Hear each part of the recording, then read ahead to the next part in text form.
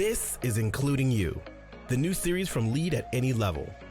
Including You features stories from chief diversity officers and other executives who are creating inclusive cultures in their organizations. Our goal is to show what's working in companies just like yours, to give you the tools you need to keep pushing for progress in your own workplace. We want to create belonging and opportunity for everyone, including you.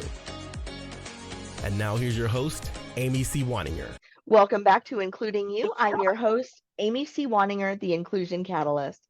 My guest today is Bryant Alexander. He's the founder and CEO of Reframe Coaching and Consulting, which combines leadership, business, and performance coaching. Reframe Coaching and Consulting is based in Atlanta, Georgia. Bryant, welcome to the show. Thank you, Amy. I appreciate it. Excited to be here. Thank you for the opportunity. Thank you for having me. I'm excited to talk to you because I love talking to coaches. I think coaching is where transformation happens in people. And so many people confuse me with a coach. And it's always nice to talk to somebody that coaching is truly their passion and learn more about the people that they serve. So can you tell us a little bit about who your target client is, what they do, where they work, what they're struggling with? Yeah, so I have two sides to the business. The first side is working with experienced tech professionals. So these are individuals who, of course, work in tech, but have at least like 10 years of experience. And they've reached this point in their career where I don't want to particularly get a promotion. I'm missing some fulfillment in my job right now. So what I help those individuals do is really use their skill set to really help them find what that freedom is using the skill set that they've developed over the years. And the other side of the business is really working with tech executives, tech founders, and helping them really bring their idea for their product from ideation to fruition. Really coaching them on the mindset, coaching them on just what it means to be a purposeful leader, coaching them on the things that they need in order to actually run a team, have the skills needed to have tough conversations, understanding how to navigate conversations with VCs or other partners that they might want to work with. Gotcha. And it's interesting that you say that, talking about the tech executives for a moment, the startup execs, Yep. because I don't think a lot of people, and maybe I'm speaking for more people than just myself and I shouldn't, Yep. I don't think I think about tech startup founders as people who might have mindset constraints or have limiting beliefs. Yep. Can you talk a little bit more about what you find there? Because that might be surprising to people other than just me. We all have limiting beliefs. That's the thing. Whether you're a tech startup founder, whether you're an experienced executive, we all have limiting beliefs. So specifically with the tech startup founders, what happens is that this is a whole new endeavor. And I think that most of the time, when it comes to creating a product or bringing a product to market, you can often get wrapped up in what everybody else is doing or what you think you should be doing versus trusting yourself, all the work you put in up to this point, even the feedback that you've gotten from whether it's your co-founder, whether it's your team, whether it's potential partners, like the feedback, we love this, keep going. We'll still find a way, just people in general, because we're wired to think negatively first. But with founders specifically, it's such a scary leap into bringing this thing that is your baby, it's your idea. This is the thing where this is the thing that's going to feed my family. This is going to be a part of my legacy. To bring that out of your head into fruition, that's one of the hardest things you can do, which is just entrepreneurship in general is such a faith-based thing. Like even if you're not spiritual, like it's just faith-based. So it's a lot of hurdles that you have to navigate in order to actually make that thing happen. And then when you actually make it happen, now you have to rewire. Let's say it's a success. You have to then rewire like, oh, like what does success feel like? Or I have to maintain the success, or I have to keep fighting for the success. It's just, no, you need to now rewire what it is to embrace that success, to be comfortable in it, and to keep like evolving essentially. Because the saying that I always go by, the skills that it took for you to get to this place aren't the skills that you necessarily need in order to move forward in your growth. And I think that's why a lot of people get the itch to start their own business in the first place. Is going back to your first comment, people start to feel stagnant. Yep. They feel like they're not learning enough. They're not learning fast enough. They're not being challenged enough. And to some extent, they're constrained by the rules of wherever they were. And they want to break out and figure out, why do those rules exist? And can I work in a different paradigm? Yeah. But like you said, it's a scary thing. I've been through this as an entrepreneur myself. And I know you have too, where you have a job, they tell you what to do, you go do it, you do it. There's somebody there to give you basically get a cookie. And Yep. then you go back and you do it again until you stop getting cookies and then you go somewhere else. In entrepreneurship, it's like you get cookie crumbs intermittently, unexpectedly, and not always for the right things. But the thing about that statement is that you have to, I guess that's just something that we're taught from childhood. You get an A, you might get a pizza party. Your parents might take you out to dinner. It's that instant gratification. Oh, I did great. Entrepreneurship, building a product, you have to take those crumbs and you have to just understand it is validation or a step forward. It just looks differently. Or you might be just brushing over like this. You're expecting this grand gesture and you're brushing over, oh, somebody downloaded. There was a download today. And of course, when you bring VCs and all this other stuff into the conversation, then it becomes different. But just to in those early stages, one person just buying something from you, and we don't talk about that and how hard it is to sell one thing to somebody, just one, to just brush over that in this journey of starting a business or bringing a product to market. You can't do that. You have to hurry up and get to that customer. What'd you like? What didn't you like? How can we do better? Be excited that this person actually thought about you enough to be like, let's try this out to see how it goes. So it's just that gratification looks different in this journey. Yeah, I think that's very true. Do you find a difference in limiting beliefs, the types of, or the quantity of, or even the boundaries that we put up for ourselves Mm-hmm. in founders and tech workers who are otherwise underrepresented in their industries? So if you've got a client who is a woman or a Black founder or a person of color, do you find that there's more of that, or is it just different? I was a part of a incubator in Chicago called 1871, and because initially I wanted to build a product, but what happened in this situation was it actually brought me back to coaching because I saw all the good work that I can do. But I was a part of this cohort of Black founders, and I would say, I guess that anxiety, or I guess like kind of those self-sabotaging behaviors are probably a lot more prominent around underrepresented founders from what I saw. It was, and the reason I say this is because what happens is that it's not even the idea isn't fleshed out. It's just the person's willingness to like really like brag about that thing. And what I mean by brag about it, it's more so like you've done the research, you've got a few customers, you've this thing can work. But I think what I've seen with Black founders specifically or underrepresented founders in general is that they don't talk about it like they really believe in it. They don't talk about it like put all the work. I put 5 years into this thing and here are my results. The counterparts, what happens is that they can walk into a incubator, they can walk into anywhere with just an idea. That's it. No prototype, nothing, no evidence to show that this thing is right. But because they have a bravado about themselves, and also because just that's those founders most likely look like the people giving out the money. What happens is that they just need an idea, and it's in the way that they talk about it. They talk about it with enthusiasm and excitement. It's just yeah, go ahead, pre-seed. Here you go build it. But on the other side, I think it's a double-edged sword because as an underrepresented founder, you have to do the extra research. You have to show that you're more well prepared than your counterpart. But then if you're not able to talk about it with the same bravado, that's the point against you. So you have to talk about it. You have to talk about your product. It's the best thing since sliced bread. And that's where I see with underrepresented founders, it's just more so of a hesitation or intimidation factor there when it comes to you put in the work, just go talk about it now. Be excited about it because your counterpart is over there like he doesn't even have a prototype, hasn't done any research. He's just I got this idea and this is what I think about it. You put together 5 slides and somebody's ready to give him money. And there's a lot of factors that go into that, but yes, I do see it like just that the less likelihood of an underrepresented founder to really pitch themselves and be confident in that because it's such a new space and you're worried about how you show up, you're worried about the way people perceive you. I think that it's different for sure. And I think that it happens a lot more with those underrepresented founders because you have to look at who you're talking to when you walk into these rooms.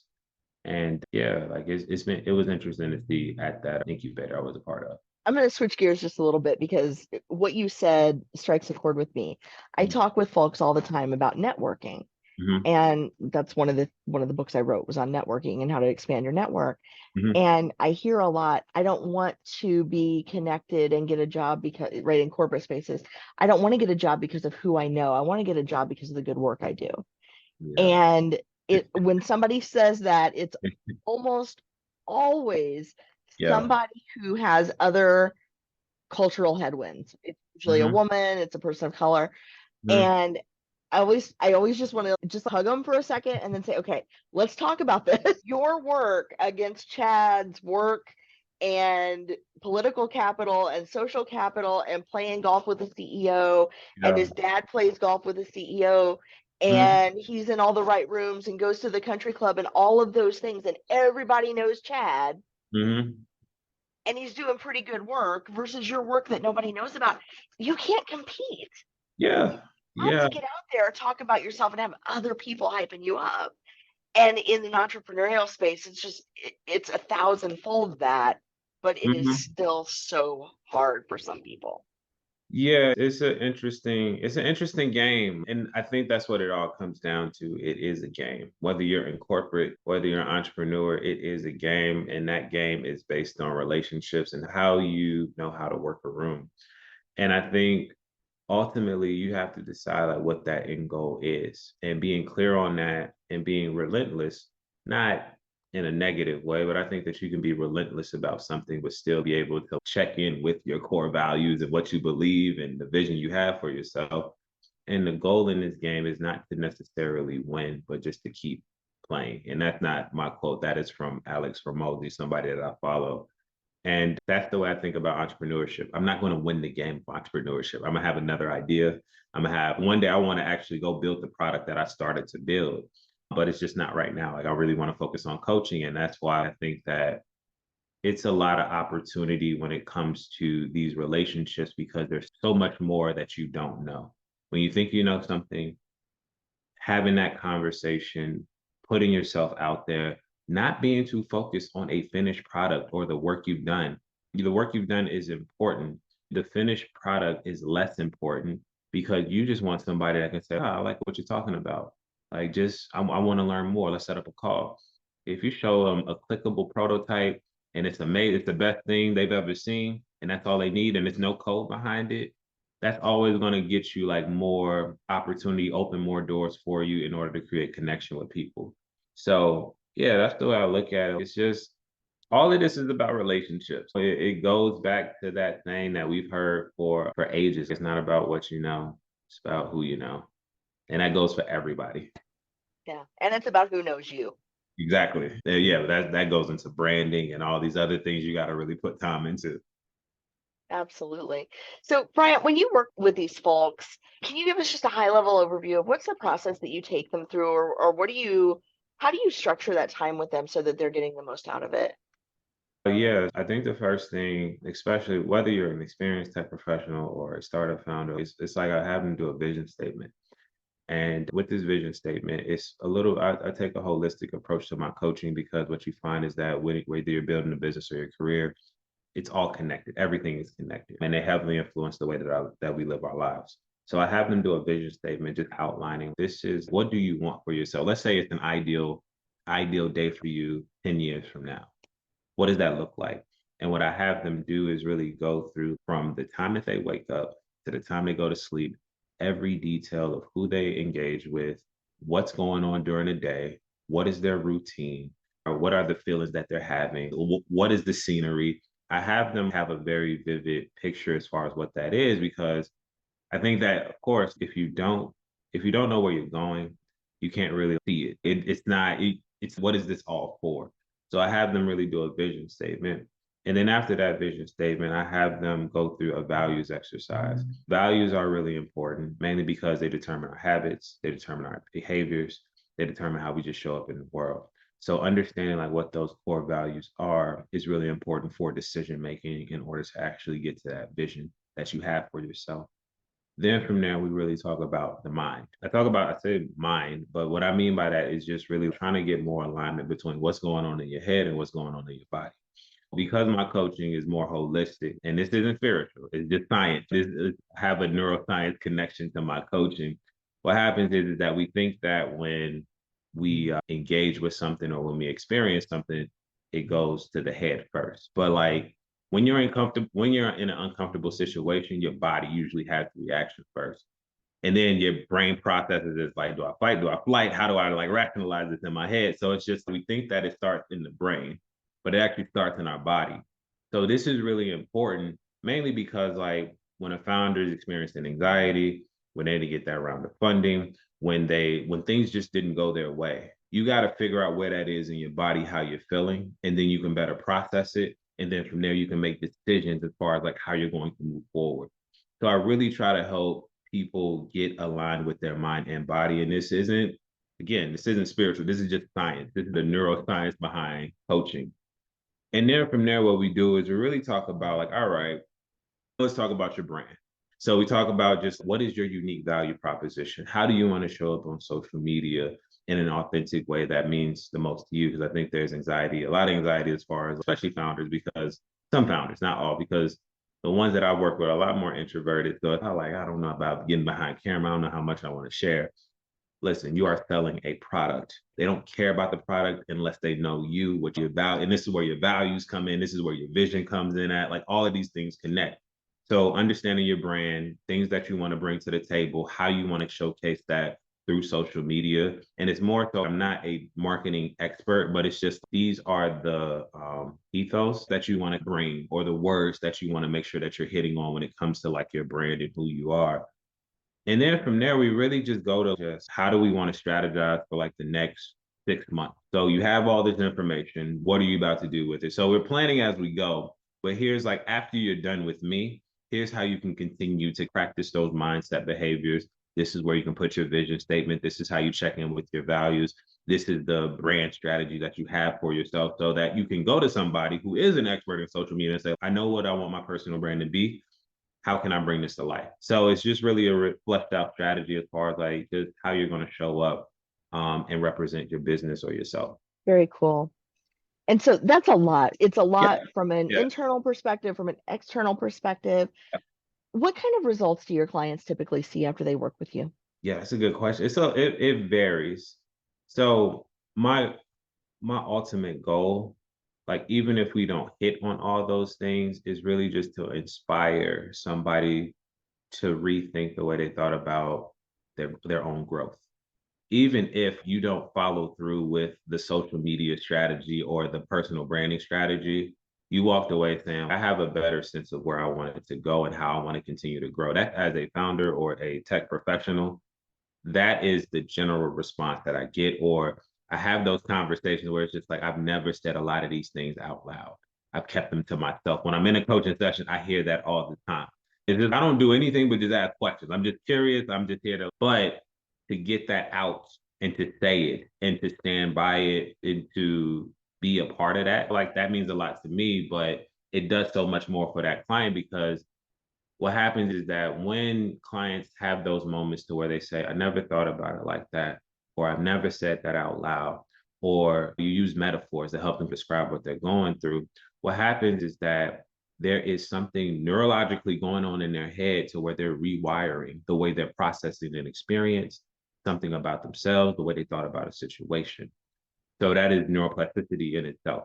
So what happens is that now that what once painful or traumatic situation, again, I'm not a therapist, that painful and traumatic situation turns into this is a part of my story that I need to share, or this is something that helped me become who I am. This is something that shaped my values. This is how I want to implement this into the business. So it becomes a little bit more understanding who you want to be for yourself or your business, and both of them intertwine.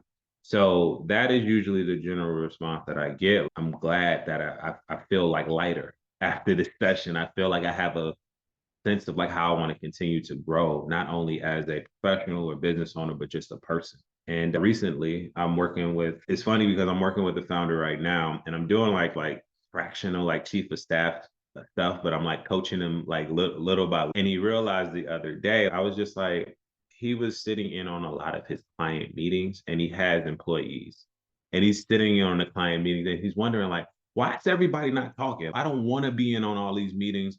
Why is nobody talking? You're just sitting there. What am I paying you for? I'm just like, do you think they feel comfortable talking with you there? He was just like, yeah, I told them you can talk, do whatever you want to do. Like you can take over the conversation. I pass it off. Do you think they trust you enough in order to like take over those engagements? Do you think they know how to do that? I never thought about that. That was his response. I never thought about that. Do you think you've empowered them to really do that? He was like, I never thought about it like that. And I told him, just go ask them, do you feel empowered to take over these engagements, have these client conversations? And he texted me like, hey, they just basically said they know how to do the work. They don't have the confidence to take over those conversations. I was like, okay, it sounds like you might need to let go of the reins a little bit. Maybe you don't need to be in on those meetings in order to let them take over those conversations because he also has a big personality. He's a CEO. So those little things are extremely important because it doesn't just do good for those employees. It helps the CEO move to the back and just like trust people to do what they need to do. But also it just helps him become like more aware as far as like how he shows up. He knows that he has a big personality, but now he knows how that personality impacts other people that he might be working with. Yeah. And people tend to, if they're not confident, they don't get confident by sitting quietly and overthinking their next step. You have to come in and do it. Competence, I think, breeds confidence and vice versa. Bryant, I want to thank you so much for sharing so much of yourself and your process and your insights with our audience. If there are folks listening right now who are working in tech or who are tech founders, how can they reach you if they'd like to work with you? They can reach me on LinkedIn. That is Bryant C. Alexander Jr. That is my full name on LinkedIn.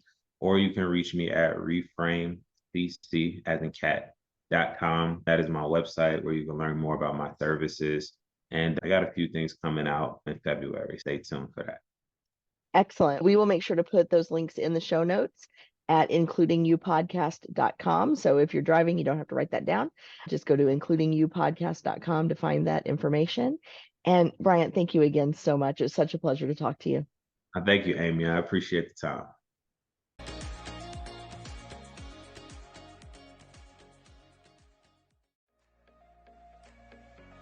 If you've enjoyed this episode, follow Lead at Any Level on LinkedIn and YouTube. Then join us for Including You video simulcast every Thursday at noon Eastern. Including You can also be enjoyed each week as part of the Living Corporate audio podcast series, available on all major podcast platforms. Learn more at living-corporate.com. Including You is brought to you in part by Lead at Any Level, a boutique training and consulting firm improving employee engagement and retention for companies that promote from within. Lead at Any Level. Leaders can be anywhere and should be everywhere. Learn more at leadatanylevel.com. Lead at Any Level and its logo are registered trademarks of Lead at Any Level LLC. The views and opinions of guests on our show do not necessarily reflect the positions of Lead at Any Level, Living Corporate, or the sponsors of Including You. That's it for this week's edition of Including You. Be sure to join me next week when my guest will be Beth Throne from Franklin and Marshall College.